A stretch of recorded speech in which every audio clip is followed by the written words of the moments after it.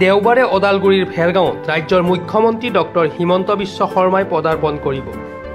পানেৰী সমষ্টিৰ প্ৰায় 400 কোটি টকাতকৈ অধিক উন্নয়নমূলক কাম কাজৰ শিলান্যাস কৰিব। 20খনতকৈ অধিক বাগান অঞ্চলত বিনামূলীয়া এম্বুলেন্স সেৱা প্ৰদান কৰিব। লগতে বিভিন্ন স্থানত শিলান্যাসৰ কাৰ্যসূচী ৰূপায়ণ কৰিব। সেই উপলক্ষে সজাই তোলা হৈছে পানেৰী সমষ্টিৰ ভেৰগাঁও ষ্টেডিয়াম।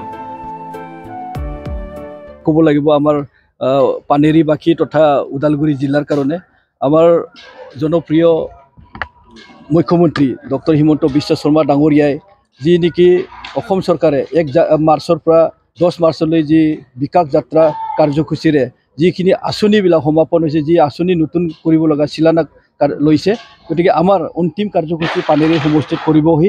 গতিকে তেখেতক আদৰিবৰ কাৰণে আমি খুব আগ্ৰহেৰে ধুমধামেৰে প্ৰস্তুতি চলাই আছোঁ আৰু প্ৰস্তুতি প্ৰায় সম্পূৰ্ণ হৈছেগৈ। গতিকে আমি তেখেতক বা সমষ্টিবাসীয়ে তেখেতক আদৰিবলৈ সাজু হৈছে। আমি সঁচাই নথৈ আনন্দিত। তেখেতে যি আশীৰ্বাদ আমাক কৰিছে, যোৱা 2 এপ্ৰিল 2023 চনৰ ইয়াতে অসম চৰকাৰৰ কেবিনেট মিটিংটো লোৱা হৈছিলে পানেৰী সমষ্টিত, আৰু সেই তেতিয়া আহোঁতেও তেখেতে বহুকেইটা অভিলাষী আঁচনি শিলান্যাস তথা ইন'গ্ৰেশ্যনো কৰি গৈছিলে। আৰু এই 1 বছৰৰ ভিতৰতে দ্বিতীয়বাৰ আহি তেখেতে আমাক বহুকেইখন আঁচনি অনুমোদন দি কালি শিলান্যাস কৰিব। ইয়াৰে বিশেষকৈ বেংবাৰীৰ পৰা টংলা ভেৰগাঁও হৈ নাওকাটালৈ যিটো ৰাস্তা যি অৱস্থাত আছিলে, আজি বহু বছৰ ধৰি সেই ৰাস্তাখন অসমবালাৰে 115 কোটি টকা তেখেতে অনুমোদন দিলে। গতিকে সেই কামটো শুভাৰম্ভ অহাকালি তেখেতে শিলান্যাস কৰিব।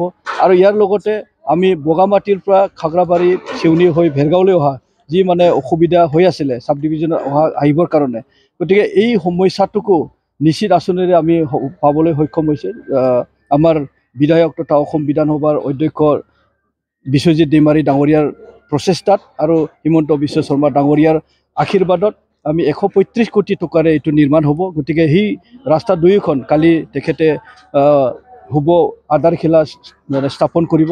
তাৰ লগতে বিভিন্ন বিভাগৰ ওদালগুৰি জিলাৰ কাৰণে বিভিন্ন অভিলাষী আঁচনিবিলাক ইয়াতে উদ্বোধন কৰাৰ লগতে কিছুমান শিলান্যাসো কৰিব।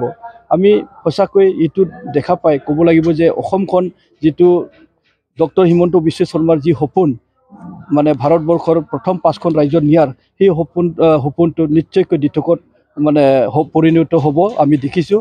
আৰু অৱশ্যে অহাকালি আমাৰ যি ওদালগুৰি জিলাত 24খন চাহ বাগিচাৰ কাৰণে নতুন এম্বুলেন্স তেখেতে প্ৰদান কৰিব। কালি ইয়াতে বিতৰণ কৰিব, তেখেতে ফ্লেগ অফ কৰিব। ইয়াৰ লগতে আমাৰ দুৰ্ভাগ্যক্ৰমে এটা ঘটনা হৈছিল 2003 চনত।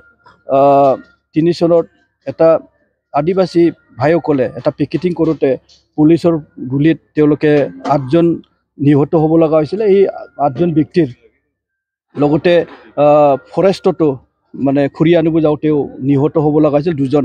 সৰ্বমুঠ 10জন নিহত ব্যক্তিসকলক ক্ষতিপূৰণ হিচাপে চিফ মিনিষ্টাৰ ডাঙৰীয়াই অহাকালি 5 লাখ টকাকৈ তেওঁলোকক দিব।